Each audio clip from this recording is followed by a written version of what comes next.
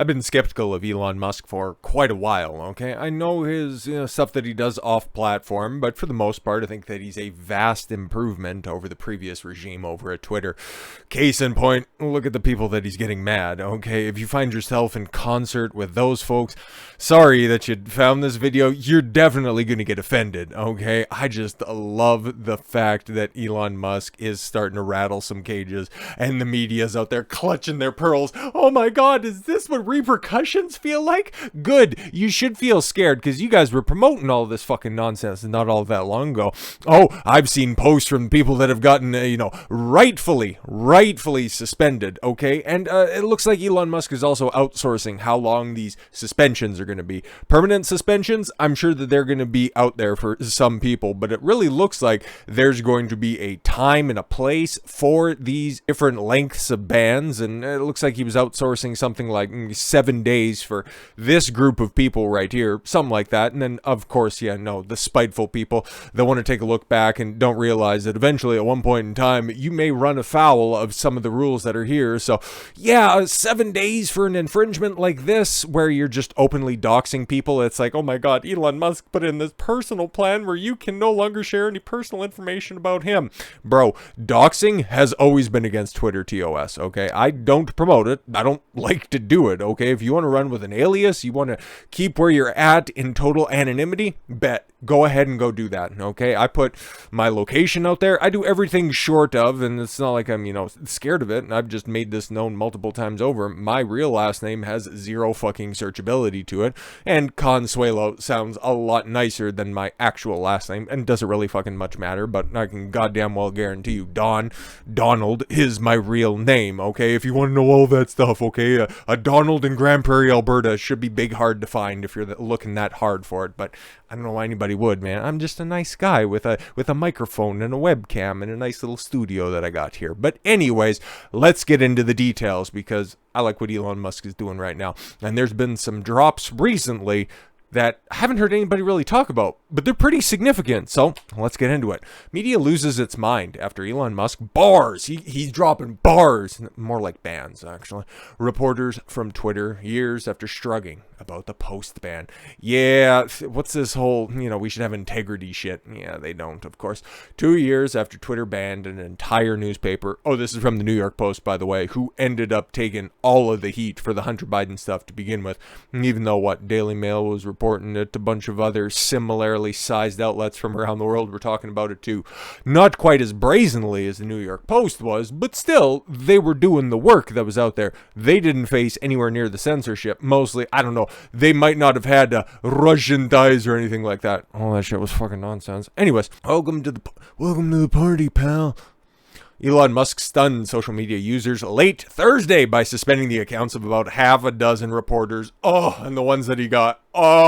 Aaron Rupar, former, can't say that one because I want to keep that. I want to keep this video on YouTube, but he's a friendly gentleman who used to work for Vice and Vox and all of your favorite leftist rags that were out there. Somebody who I've seen a couple of screenshots that were out there who like to say, especially when Marjorie Taylor Greene, MTG, ended up getting suspended for reasons.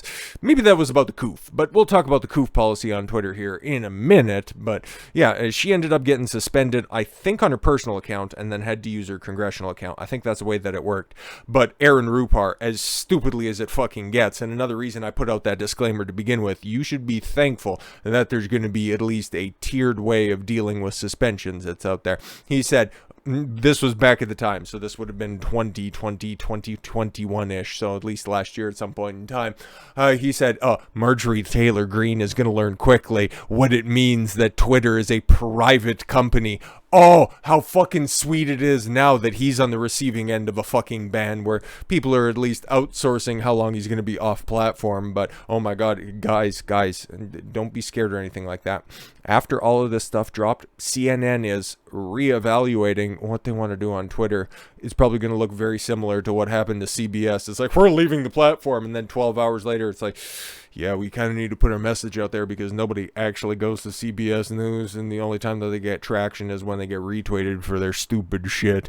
on Twitter. Imagine that, right? The fact that you staff your companies with a bunch of activists that are addicted to social media kind of tells you the social media has you by the balls. You guys don't do anything even resembling journalism at this point in time. And with CBS, they've always had a tenuous grasp on actual journalism. But back to this. But yes, I stunned a bunch of idiots and, made other people just laugh about it. And it's like, haha, play stupid games, win stupid prizes.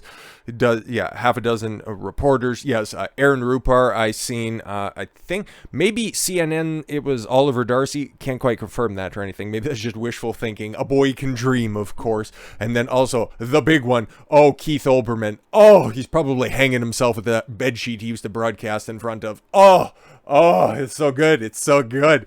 What a way to kick off the weekend. Christmas has come early just to see other people suffer a little bit. People justifiably so. Hey, man, I wouldn't be doing this for just regular people. If they were towing the line, okay, and then they ended up, stepping over unknowingly, that would be fine. But these are the people who brazenly call for bans on every other motherfucker that doesn't hold exactly their beliefs. So for them to be iced out on this situation, I no love lost whatsoever. The exact same thing happened with Ethan Klein whenever he'd come out and be like, bro, I just want to be defamatory against the top G. Where's my free speech now? I got sent to cease and desist. Stop fucking lying. Stop breaking the law. Stop breaking the rules. The clear, defined rules, not the nebulous ones that, the likes of Yoel Roth and other shit dicks pulling the fucking strings behind the curtains. Musk's abrupt pivot from free speech champion to censor elicited shrieking condemnation from political figures who ignored previous Twitter management 2020 censorship of the post for reporting on documents from Hunter Biden's laptop. Free speech, huh? Well, again, he's always said, yes, free speech absolutist. But there's certain things that you can't do on the platform. Doxxing is chief among them, okay? They haven't got to it yet, but Elon Musk has a private jet. That's the way that he travels around. And for the rich and famous, if you can afford it, it is definitely the best and most convenient way for you to get to point A to point B. And Elon Musk is a busy fucking man. So I totally understand that situation. So for somebody to, in real time, post where he's at, track the flight logs, which is, of course, publicly available information. It's just against the terms of service on Twitter, like it always has been, to post intimate details of the whereabouts of an individual without them giving consent. That's what accounts for doing. That's what accounts for retweeting and calling for the endorsement of. That's an incitement to, as some people would put it, that's literally calling for an incitement to violence. You're doxing a person's location, okay? That has always been against the rules. It just has never been enforced on the other side. Until now, you love to see it. Musk's been, yes, he's in the crosshairs once again. Well, it's pretty easy to be in her crosshairs because her eyes are so fucking large. She can see everything, probably into the future. She could probably tell you where Elon Musk's jet is going tomorrow as well, so who knows. I get feeling unsafe, but descending into an abuse of power plus erratically banning journalists only increases the intensity around you. Take a beat and lay off the pro-fascism, wrote AOC. It's like, okay, fascism is just a nice little buzz term that you fucking bird brains like to throw around. Do you actually know what it's, you know what fascism is, right? Government control directly by puppeting public or private companies. That's what your party does. That's what your party has proudly done for a long time behind the scenes, and now that it's getting outed, you're just mad because the rules are being enforced against you. Sucks to suck, I guess. Other past cheerleaders for censorship, such as, oh my god, Adam fucking Schiff. Boy, it got all the dregs of society out for this one. If Maxine Waters wasn't a couple of drinks deep, I'm sure she would have been tweeting something about this. And Nancy Pelosi, well, it is a certain time of night, okay? She's already fucking far gone. The devotion to free speech is apparently not that absolute, but the hypocrisy is. Bro, where have you been for the past, 8 fucking years at this point? Schiff notoriously and falsely called the Post a newspaper promoting Kremlin propaganda when a cabal of Twitter executives censored accurate reporting on the now president's son, citing a dubious hacked materials concerned. You ever rescinded any of that stuff? No, of course not, because you're stupid. Musk claimed that Posts about his jet's location threatened his family's safety and violated his brand new rule banning the sharing of persons' real-time location information. Dude, it's not brand new. Doxxing has always been against Twitter's rules of service. So I don't know if the Post is trying to come across as a new centrist on this one. It's like, I know we were unfairly censored, but at the same time, the other side broke the rules, and that's not good that you guys are punishing them. Fuck is going on? It's not like I'm saying, you know, if it's wrong for one person, then the same thought process leads to the unfair the unfair banning of another party. It's like, okay, you know, that shit doesn't fucking work out. But they broke the obvious rules, and there's like rules cited for them being banned, not even for life or anything like that. But I'm sure they'll come back and just go, oh my god, I'm leaving this platform, only to come back in about a week. It's like, just stop it. If you're gonna leave, just fucking leave. Nobody cares. Nobody wants a big sayonara. It's just like, fuck off. Go. No, we don't want you here. Just fuck off. You're a pox on the website. So just, you know, see yourself out. Make sure to go get all the jabs. You can even have mine too. I'm not gonna use it. A 51-year-old father of 10. Oh, that dude just loves. It's not just Monday Night Raw, it's Tuesday Night Raw, Wednesday Night Raw. I think you get the joke. Until recently, the world's richest man, he's still number 2, by the way, mostly because he had to fork out $44 billion, which people are big mad about, said a crazy stalker on Tuesday climbed atop a car carrying his 2-year-old son in Los Angeles. Oh, I seen that. There was a video running around of somebody who looked, if I said that they looked like a denizen of Portland, Oregon, do you get it? All dressed in black mask, okay, pasty white kid as well. So like, oh, okay. But I think that's just a myth or an idea, right? So that's what was actually on top of your car, Elon, okay? He used the alleged incident to justify the removal of a 2-year-old account, Elon Jet, that automatically tracked his plane, despite Musk saying they'd leave the page up after trying and failing to pay for the page's creator, a 19-year-old University Central Florida student, to delete it.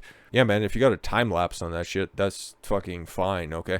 Because a lot of billionaires that have private jets like to post pictures of them arriving and leaving from different places. It's just not like, hi, I'm here now.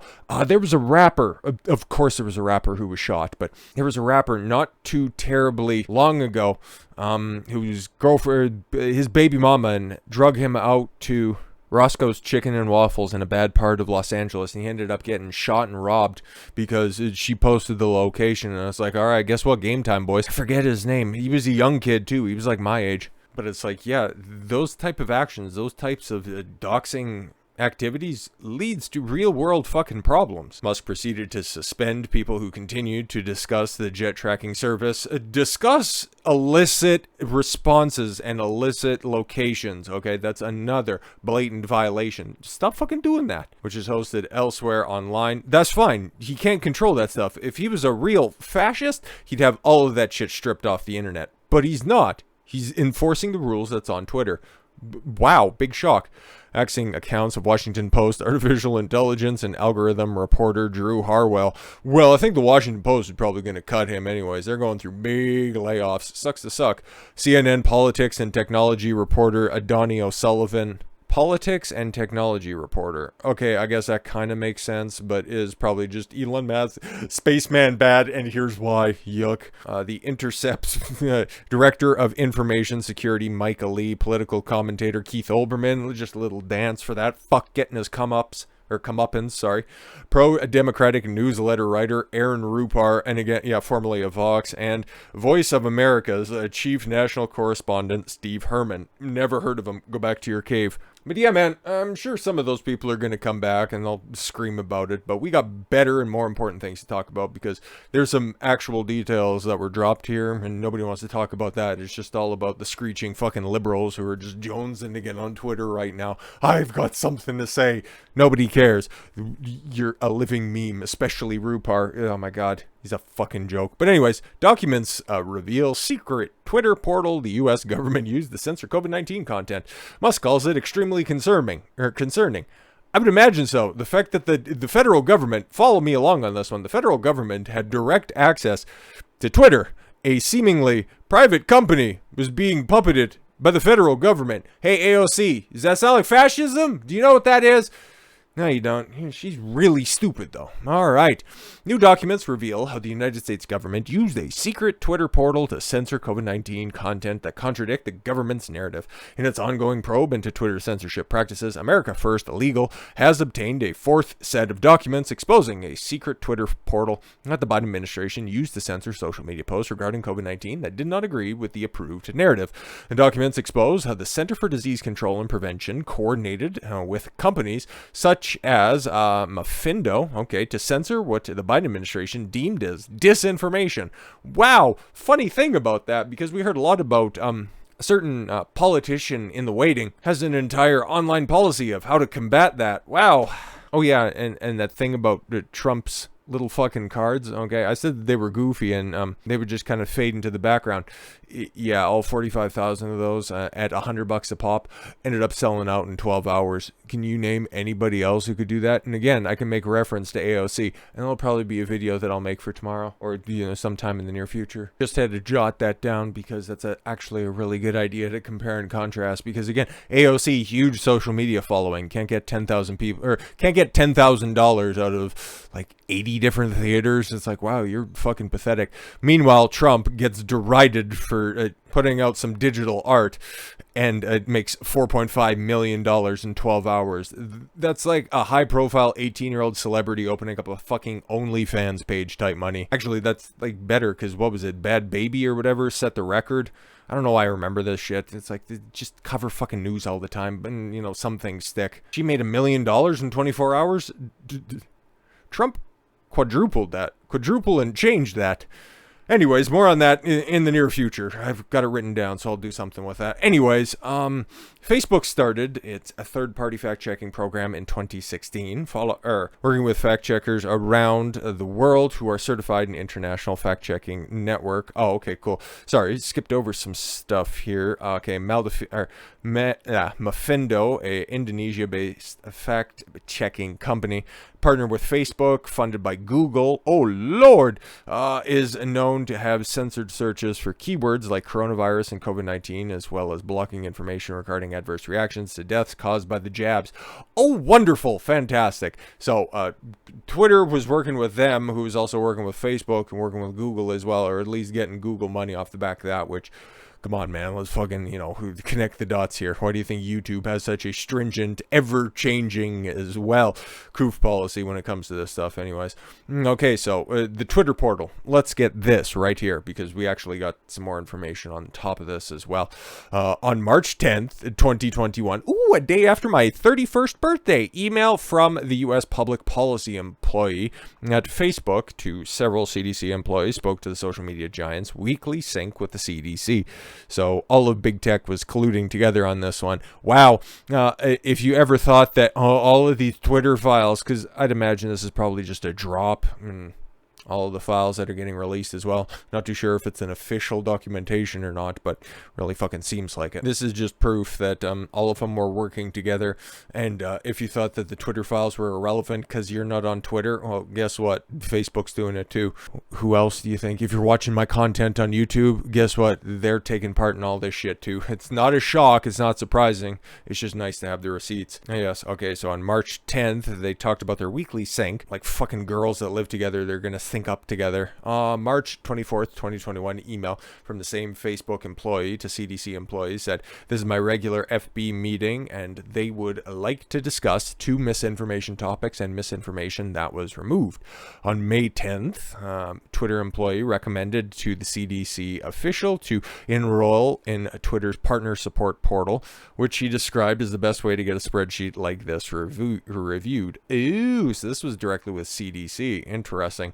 On May 11th, so the next day, the CDC official enrolled in the personal Twitter account into, her personal Twitter account. Oh, really? Twitter's partner support portal, which allowed a special expediting reporting flow in the Twitter Help Center.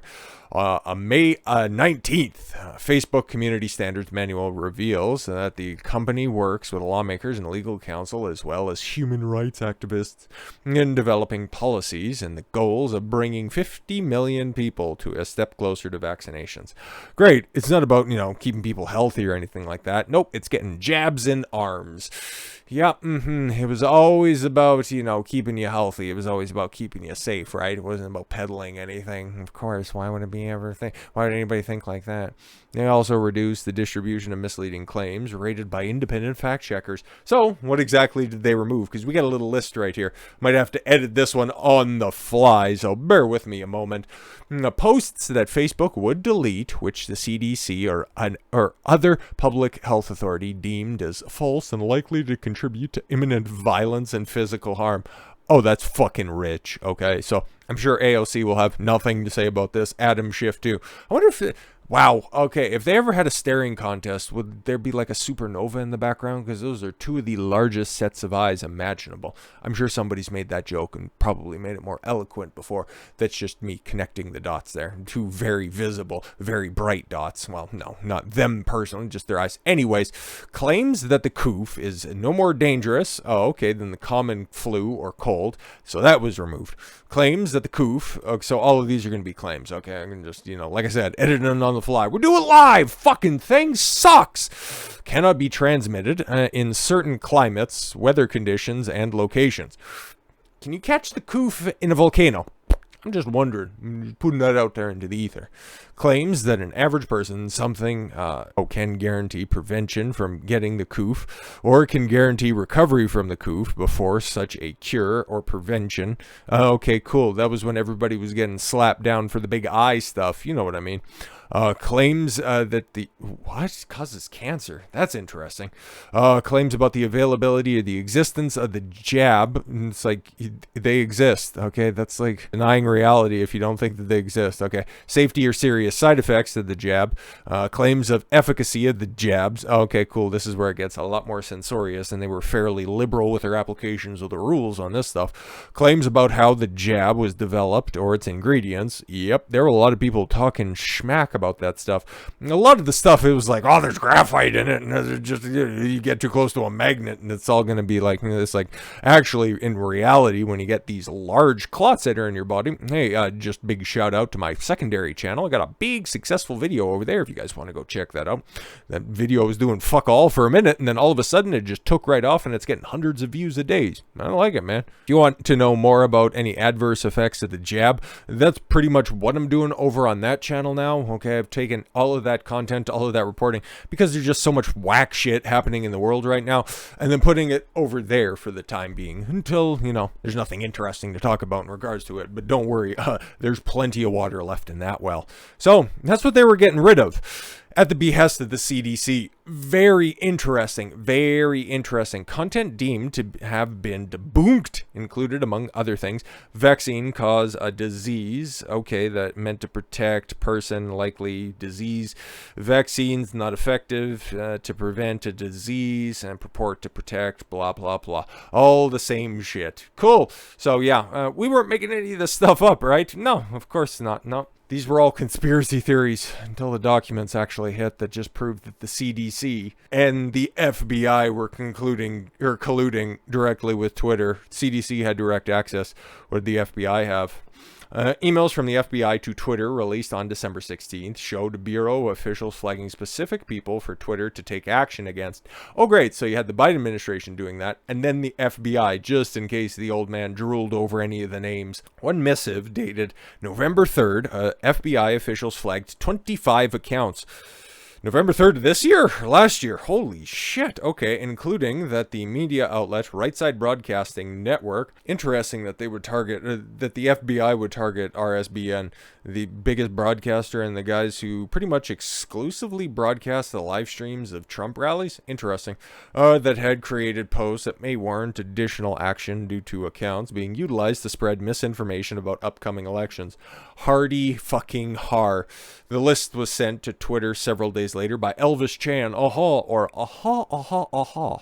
a top official at the FBI's office in San Francisco. You can't make that shit up. In another email dated November 10th, The FBI San Francisco field office sent Twitter 4 accounts, stating that the agents believe that they may potentially constitute a violation of Twitter's basically, yeah, just, can you send this over to Vidya, or could you send this over to Yoel, see if they can find a policy that these shit fits in, because this is really scary, and we don't like conservatives having voices. Just get rid of this stuff real quickly, okay, thanks.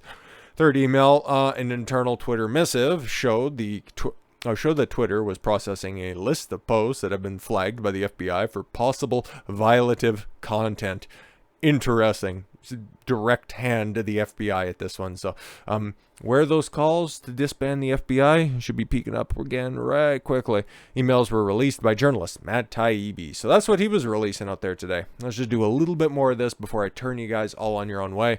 Twitter CEO Elon Musk said that he granted Taibbi and other journalists access to Twitter documents. Multiple accounts that the FBI flagged were banned, including at least one with a handle indicating they're based in the United States.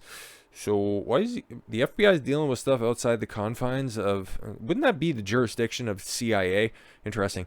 FBI, the files showed that the FBI and Yoel Roth. You can't make this shit up, kids. You can't. Okay. And if you think that Yoel Roth was the best guy for the job, take a look at the video I did from a couple of days ago to just show you that that guy's not exactly in the best state of mind. Oh, he definitely has a certain proclivity when it comes to censorship. He's just a little bit overly excited to enforce those policies. But Yoel Roth and the FBI exchanged over 150 emails between January 2020 and November 2022, according to Taibbi. Okay.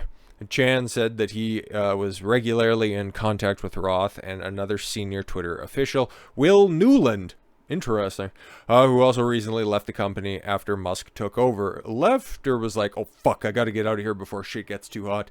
Chan also said he was regularly in touch with the equivalent officials over at other big tech firms, including Google and Facebook. So the FBI and the CDC basically had fucking big tech on speed dial. Wow. But no, we were the conspiracy theorists all these years ago, back in 2020 when all this stuff was going down. Oh my God, you guys are just crazy. The government wouldn't be interfering directly.